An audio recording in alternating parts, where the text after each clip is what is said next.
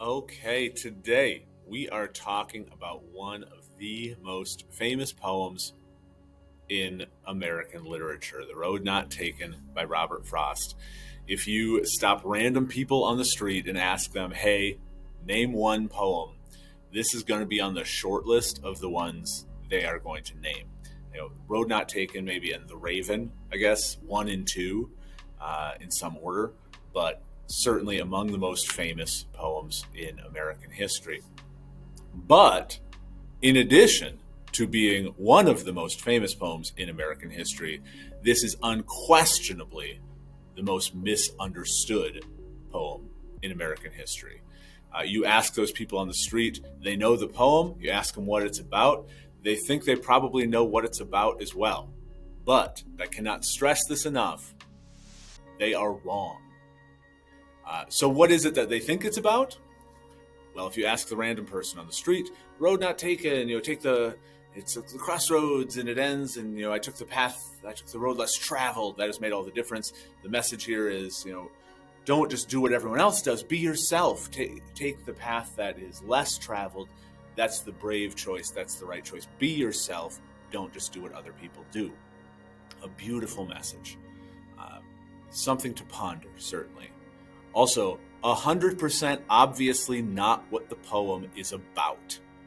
So, if all of those people are wrong, what is the poem actually about? Let's figure it out. Here is the poem itself. I will read it once and we'll talk about it. I'm going to put myself over in the middle right there. Here we go, The Road Not Taken by Robert Frost. Two roads diverged in a yellow wood, and sorry I could not travel both and be one traveler. Long I stood and looked down one as far as I could to where it bent in the undergrowth. Then took the other as just as fair, and having perhaps the better claim, because it was grassy and wanted wear. Though as for that the passing there had worn them really about the same. And both that morning equally lay in leaves no step had trodden black. Oh, I kept the first for another day. Yet, knowing how way leads on to way, I doubted if I should ever come back. I shall be telling this with a sigh, somewhere ages and ages hence. Two roads diverged in a wood, and I took the one less traveled by, and that has made all the difference.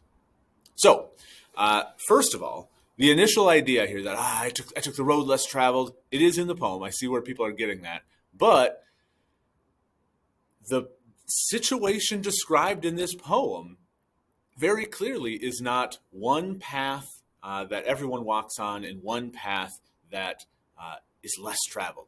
Look at the poem itself. Where do we see that is just 100% not true? Where do we see evidence that these paths are really not that different?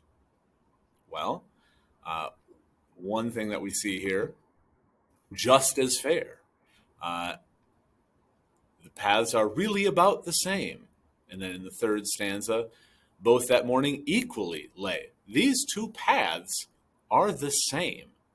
So, if that's the case, two paths, I'm at a crossroads, but the two paths are the same. If the message isn't, go be brave, take the path, the road less traveled, what is the message? Well, we are right to be thinking that this is a poem about a crossroads. That is the setting here. Here we have two paths that are much more like the ones Frost describes in his poem, that are relatively equal here. And it is a symbol of a crossroads, so it is going to be about making tough decisions and how do we do that as human beings. But it isn't about how we should not do what other people are doing. We should cut our own path. The message instead is something very different and I think much more profound. So let's put this into our own terms, think about decisions that we might have to be making. And what is a decision that a high school senior, say, is probably thinking about a lot these days? It's going to be that big college decision that's coming up. So let's use that as sort of our example here. So here we go. Here's you. You're thinking, you've got a lot of decisions to make, but let's say you're trying to decide what college to go to.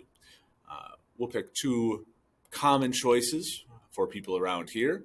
The University of Minnesota and the University of Wisconsin. Both great schools. I know people who have graduated from both, fine people. Either one is going to be a good choice. Notice here that there's not the one pick everybody's doing and the one pick that's really way out there. Both entirely reasonable choices. And so you're weighing the pros and cons. It's a hard choice, and it's an important choice. And you're thinking about it. But you know what? We're going to make this easy for you. We're going to only talk about good outcomes. Whichever school you go to, you're going to spend 4 years, maybe 5 years if you're having some fun. But you're going to graduate, and you're going to be standing there post-college. There you are. Look at you. And we'll throw in that grad cap too. You graduated. You made it. So it doesn't matter which school you go to. You're a college grad, baby. Let's get out to the real world. But it's worth noting that there are some people out there who, when they are 5 years old, decide they are going to be a veterinarian. And that is, by God, what they become. Or a doctor or a lawyer or a fireman or whatever the case is, they decide early on, and that is what they are. For most of us, that is not how it works, though. It's always a process. We might change careers several times, and one of the places that we are most likely to discover new interests is at college. Perhaps you go to the University of Wisconsin, and your roommate, who is randomly assigned to you freshman year, is super into marketing. And that's something that had never occurred to you as a job, but you agreed to go to an elective course with them. You got to fill out your schedule anyhow, and you find out, hey, you've actually got a passion for this. And suddenly you are picking business as your major, and you're getting into marketing and doing all of that. And so you graduate, and you are looking into heading into marketing as a career. On the other hand, you go to the University of Minnesota, and in one of your early required classes in some science department, which you had never really considered to be up your alley, this professor just you strike up a relationship with them. They really get you. They inspire you. And you end up taking a couple of classes from them. And next thing you know, you are a biology major, partially based on this relationship that you developed. And so you are graduating, and you are looking into an entirely different field. So not only when you are making this difficult choice between colleges, are you deciding what college you're going to go to? The reality is you might also be picking what your career is going to be afterwards. So a lot rides on this decision. But it's more than just careers too. Let's take that happy, smiling person with a grad cap, and you know what? Let's say they've found their person, and they decide to start a relationship. Maybe they even get married. Oh, look how happy they are. Wonderful. Congratulations to you and your new partner. I have to point out, though, that maybe right now, as a high school senior, you are in a relationship. If so, God bless, fingers crossed, I am rooting for you. It might work out. My in-laws were high school sweethearts, and they're still together today. It happens. But, statistically, it is a longer shot. If you look at the pie chart of where people meet their eventual spouses, if they end up having spouses, any guesses what the biggest slice of pie is? It's going to be college. So, again, I'm just saying facts, things that are true. There are pretty good odds that the person that you meet when you go to the University of Wisconsin and decide to eventually settle down with and marry and whatnot, that is a different person than you will marry, settle down with, have a relationship with if you go to the University of Minnesota. Because the person at Wisconsin that you meet goes to the University of Wisconsin. The person at the University of Minnesota goes to the University of Minnesota. This is obvious. So not only are you picking a college and a career, you may also, when you are making this decision, be picking the person that you spend the rest of your life with. Which is weird because especially the two colleges we're looking at, Minnesota and Wisconsin, decent chance that either way you settle in Minneapolis after graduating, get into a career.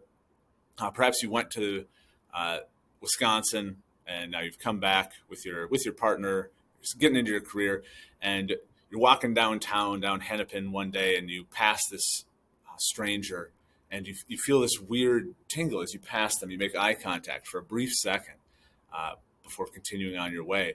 And you don't realize that you, University of Wisconsin graduate, the person you just passed, is the person that had you picked the University of Minnesota, you would have married, you would have spent your entire life with, the person you would have shared a life with, you just passed. And instead of being the most important person in your life, they're merely a person you pass on the street one time and they're out of your life forever, onto their own relationship and whatever their life holds. But it doesn't hold you because you chose to go to the University of Wisconsin.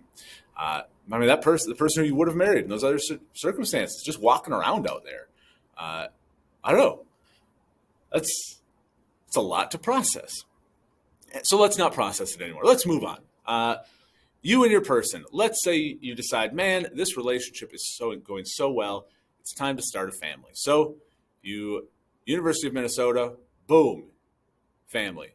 University of Wisconsin, we're going to have a family too. Great. And these kids are so well-mannered, sweet, kind, and gentle. The best kids there are. Of course, I have to point out that the children that you have on this University of Minnesota timeline, children that mean so much to you, are not the same children that you would have on the University of Wisconsin timeline, because it's a different person. Like, this is English class, not biology, genetics, that kind of thing, but like, they're different people, totally different people. And while the person that you might marry, if you go to Wisconsin, that Minnesota person you would have married continues on with their life, or vice versa. If you go to the University of Minnesota, those kids that you would have had on the Wisconsin timeline, those kids that mean the absolute world to you, that you held them in your arms in the hospital and thought, my life will never be the same, and I'm so grateful for that. Those kids, the most important part of your world, never existed.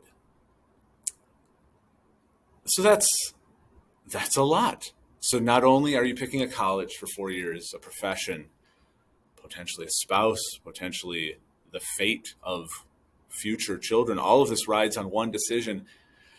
Wow, that's a lot. And apologies if this is already a stressful decision. I don't mean to be making it worse, but we have to know what we're up against. Let me give you a more positive spin on this, though, that at least you're making a decision. This is a big decision, but it'll turn out great either way, and at least you can weigh the pros and cons. You can really think through the decision as much as you can. Most of the decisions that we make in our life that profoundly change everything that come after are decisions we don't even realize we're making. We have no idea of what the stakes are. I'll give you an example from my own life. I went to college at St. Olaf in southern Minnesota. There's a nice little picture of it. And one of the biggest decisions in my life, though I didn't know it at the time, happened at the top of that staircase, which is in the main commons at St. Olaf. I'll flip back to this picture while I talk, because this is a prettier picture. So it was my senior year. And at St. Olaf, like some colleges, have a J term. You get to take a trip for the month of January, and you take one single course over that month. And the trip I was really excited about was a trip to Cuba. This is when Cuba was shut down. No Americans get to travel there unless it's through school. I was going to get to travel to Cuba, study Hemingway's literature, and I was going to get to meet the guy that The Old Man and the Sea was based on, because he was like 101 at the time. He died shortly after. It was just an amazing trip. I was so excited for it. There was some competition to, not everybody who wants to go can go, but my roommate for all 4 years already had a relationship with this professor. And so he was able to get me an interview, and I was pretty much locked in. So I had to go to my interview with this professor just to kind of cross the T's, dot the I's, make sure I was able to go to Cuba. So excited. On my way to the interview, I paused at the top of this stairwell. If I had turned left, that's where the library is, the English department offices, and that's where my meeting with the professor was. But our mailboxes were to the right. And when you are a college student, there are a few things more exciting than getting mail. It doesn't happen very often, but like maybe my mom sent me some cookies or something. Probably not, but maybe. So I was like, I'm about 5 minutes early, so I'm just going to go take a peek in my mailbox, see if I have anything. But I do remember that moment of pausing at the top of the stairs and thinking, should I just get to the meeting a couple minutes early, or should I check my mailbox? Whatever, 30 seconds, I'm going to check my mailbox. So I go check my mailbox, nothing there. But standing next to my mailbox was a guy who lived on our hall. His name is Jared. Jared is a lovely guy, awesome, wonderful. If you somehow see this, Jared, shout out. But Jared, a little bit of a chatterbox. He likes to talk. And so I check my mailbox, nothing there. He's like, oh, hey, are you doing this? What are we doing this weekend? What are you, et cetera? I'm like, oh yeah, I'm trying to do the back away slowly. Yep, but Jared, he's a guy who likes to talk, and so I can't quite extricate myself as quickly as I would like. Finally, I'm able to end the conversation, head to the library and the English department. But by the time I am getting there, I'm a few minutes late. I arrive to the professor's office as he's leaving, and he says, sorry, I've got to go teach a class. This was sort of our window. Yeah, tough luck. And so I didn't get to go on the trip. I didn't get to go to Cuba because I made that choice to go talk to Jared. I had to go with my second choice for a J-term trip, which happened. It was a pretty good consolation because it was going to teach in Hawaii. So that is what I did in January. And on that trip, I met the woman who I ended up marrying and who I have 2 children with right now. So at the top of that staircase right there, I had to decide, go left and go to the meeting, go right and go to my mailbox. And my decision to go right pretty directly led to me being married and having the children that I have right now. I was a senior this time. If I had gone left, gone to the meeting, gone to Cuba, the person who is now my wife, I almost certainly would never have met. I only had 6 more months on campus. What would that life have looked like? I have no idea. But I do know I made one of the biggest decisions of my life at the top of that staircase, and I had no idea. It was a decision that, unlike the college choice, which you at least will weigh, this flitted through my mind for a split second. I turned right, and my life changed. So, we do have our big decisions, but we have all of these little decisions that constantly are jumping up out of nowhere that could totally change our lives. How do we deal with that? How do we live with that knowledge? Well, Robert Frost has an answer. And his answer is this. As he closes the poem, having previously described 2 equal paths, turning left or right, going to Minnesota or going to Wisconsin, relatively equal. He says that many years on, somewhere ages and ages hence, 2 roads diverged in a wood, and I took the one less traveled by, and that has made all the difference. In other words, according to Robert Frost, what we do, how do we deal with that paralyzing knowledge of all of the choices that lay before us? We lie to ourselves. We tell ourselves that it was fate, that it was the brave decision, it was the right decision, it's the only decision I could have made. But the truth is, it's not. It was random, it's chaos. It's just the way it is. We lie to ourselves to make ourselves feel better so that we aren't as terrified by the decisions that lurk around every corner. But the truth is, the paths are equal. There's no way to know, and we have to simply move forward. Now, this poem is so misunderstood that if you're sitting in a freshman poetry elective course, whether it's at Minnesota, Wisconsin, or somewhere else, they might have people go around the circle on the first day as an icebreaker and say, hey, all right, everybody tell me what your favorite poem is. I guarantee you someone will pick this poem. But there's a decent chance that when they say what their favorite poem is, they'll get the title wrong. Because a lot of times people will say, oh yeah, my favorite poem, Robert Frost, The Road Less Traveled. But the name of the poem is not The Road Less Traveled. Because the poem isn't about the road that you took. What is the name of the poem? The Road Not Taken. Because the poem is really about those countless paths that you did not take, and how we live with the knowledge that we will never know where they led or what was at the end of them.